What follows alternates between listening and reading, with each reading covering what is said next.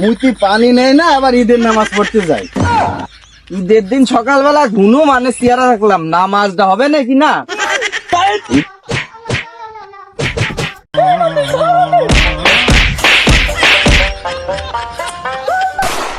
ঈদের নামাজে প্রথম জামাতটাই মনে হয় মিস হয়ে যাবে রে। ঈদের নামাজ যায় যায় অবস্থা রে।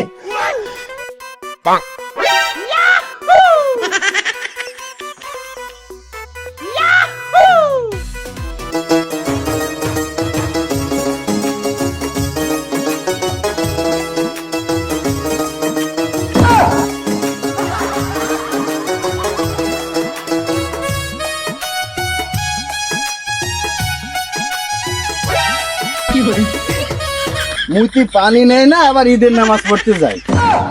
ঈদের দিন সকালবেলা ঘুনো মানে চেয়ারা রাখলাম, নামাজটা হবে নাকি না? ঈদের দিন সকালবেলায় কাউর চেহারা দেখলে কি উজু থাকে? আমার কি উজু আছে? এই তোরা কে কোথায় আছিস? এই বালটার গায়ে একটু স্প্রে কর, তার গা দিয়ে পাঙ্গাস মাসের গন্ধ হয়। এ বেটা, শুধু নামাজ না বলে 3 ঘন্টা ধরে গা ডলে ডলে গোসল করেছি, আর তুই বলছিস গা দিয়ে পাঙ্গাস মাছের গন্ধ বেরোচ্ছে। তাহলে দেখ, পাঞ্জাবিটা দেখেছিস? 12,000 টাকা দেখে নিয়েছি শুধু ঈদের নামাজ পড়বো তাই। আচ্ছা, ও সাবান দিয়ে 3 ঘন্টা ধরে গোসল করছিস বলে তোর কানে এই সাবানের গেজা? এ বেটা, এটা সাবানের কাজা নাকি? তুই বিদেশি শ্যাম্পু দিস, বিদেশি শ্যাম্পু। ও এই তুই কি কইস? 12,000 টাকা তোমার পাঞ্জাবি কিনেছিস? হ্যাঁ, এই যাই নামাজটা দেখেছিস? সৌদি আরব থেকে 25,000 টাকা দিয়ে কিনে নিয়ে আইছি, আরো 5,000 টাকা দিছি চা নাস্তা করতে, বকশিস বকশিস। আর এতটুকু একটা আতর নিয়ে আসছি 4,000 টাকা দিয়ে। আমি তো আর তোর মতো 20-30 টাকা আতর ব্যবহার করতে পারিনি। আরে সুবহানাল্লাহ, সময় দেখি নাই।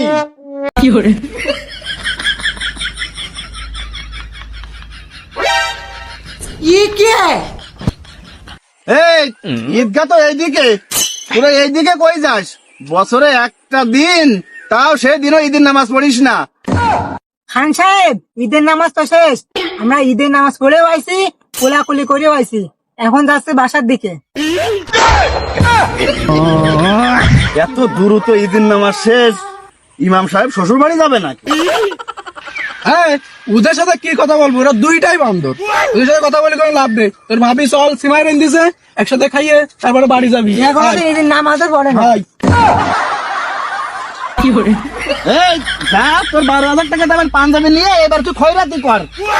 তুই যা, এই 25,000 টাকা দিয়ে যে দায় নামাজ কিনিলি, এইটা দিয়ে পরে বসে উড়ে উড়ে সৌদিতে যা। সরেন দি। তুই সর যা। এ বন্ধু,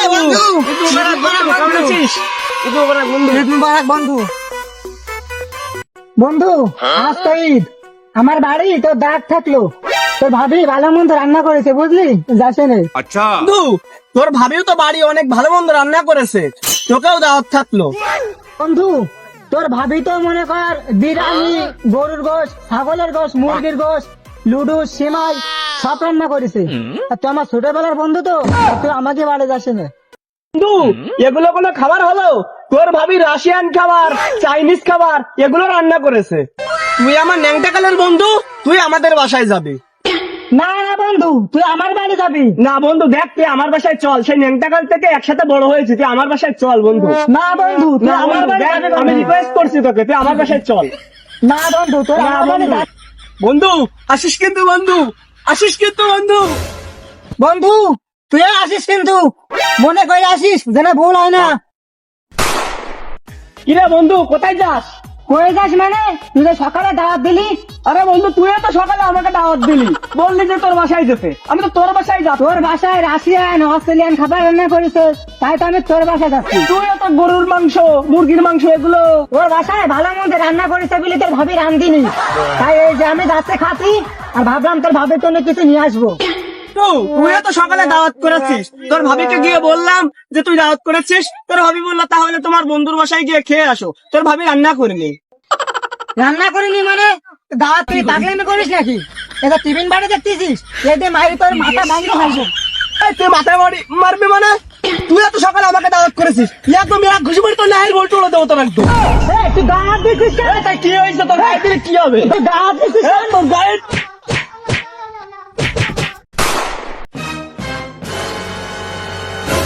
আসসালামু আলাইকুম।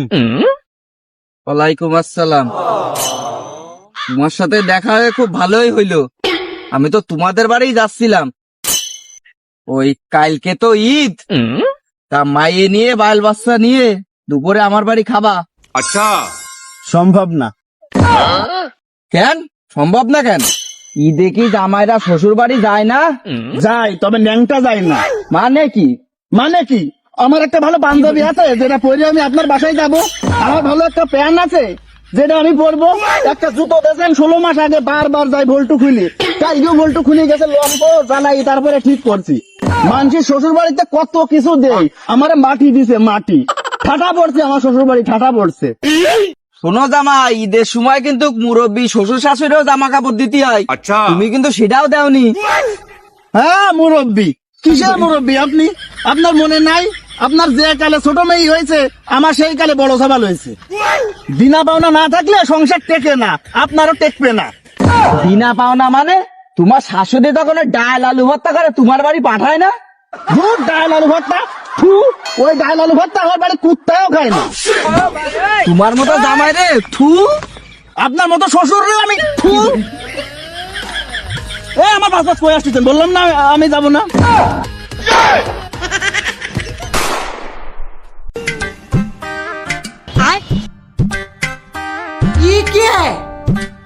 ঈদ মোবারক, ঈদ মোবারক। ও হাত পাতায় চাও, ঈদের সালামি লাগবে নাকি? এই নাও 50 টাকা।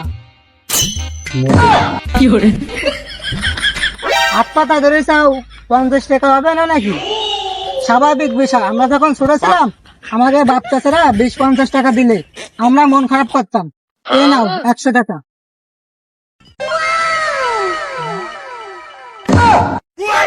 ঈদের দিনই এসব পাগল ছাগল আমার সামনে বলতে এলো। আব্বা তুমি আমারে মাফ করো, আমার কাছে যা ছিল তোমারে দিছি, আর মাত্র 500 টাকা আছে। তুমি এই টাকাটা নিয়ে এখান থেকে চলে যাও, আমার আর পিছু লেগে না।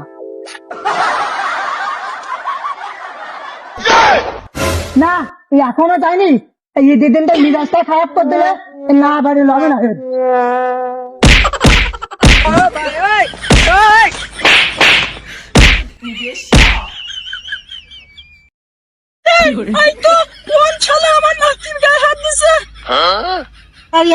গায়ের বাড়ির সামনে দাঁড়া রয়েছে। আমার নাতির কাকিটা হাঁটতেছে। চাচি আমি তো বলতে পারবো না। না না, আমি মারিনি, না আমি মারিনি। আমার নাতি কথা বলতে পারে না, আর যেটা বলে সেটা মিথ্যা বলে না। আমার নাতি কথা বলতে পারে না, মানুষের সাথে সালাম দিয়ে মুলাকাত করে। আমার নাতিকে তোর কাছে টাকা চাইছে? হ্যাঁ হ্যাঁ চাচি, এই যে আমি মুলাকাত করতেছি, এই যে। না চাচি, না না।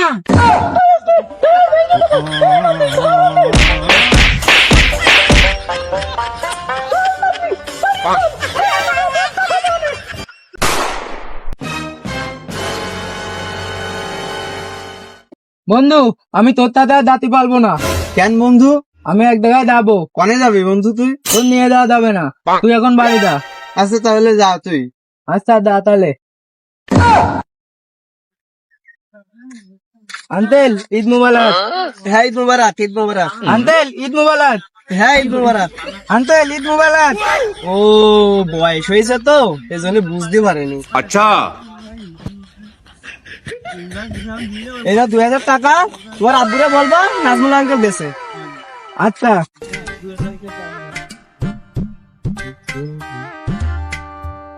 আব্বা, আজকে না আমি অনেক টাকা থালামে পাইতি। আমি আজকে বিট বেলে তৎপতি খাইতি, বিট বেলে ধুকা খাইতি, 10টা ইডলি ক্যান খাইতি।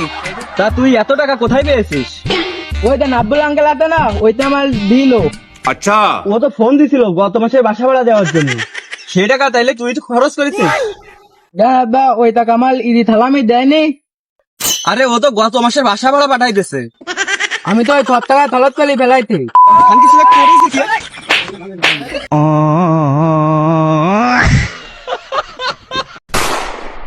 আসসালামু আলাইকুম ভিউয়ার্স, যশোরের আজব পাবলিক গ্রুপের পক্ষ থেকে সবাইকে জানাই ঈদ উল ফিতরের শুভেচ্ছা ও অভিনন্দন। প্রিয় ভিউয়ার্স, ইতিমধ্যে আপনাদের যে পরিমাণ ভালোবাসা আমরা পেয়েছি, আমরা কৃতজ্ঞতা প্রকাশ করছি। আমরা নতুন কন্টেন্ট ক্রিয়েটর হিসেবে আপনাদের কাছে আমাদের একটাই অনুরোধ, আমাদের ভিডিওগুলো আপনাদের কাছে কেমন লাগে অবশ্যই আপনার মূল্যবান কমেন্টের মাধ্যমে আমাদেরকে জানিয়ে দিবেন। সবাই ভালো থাকবেন, যশোরের আজব পাবলিক টিমের পাশে থাকবেন। সবাইকে জানাই আরো একবার ঈদ মুবারক।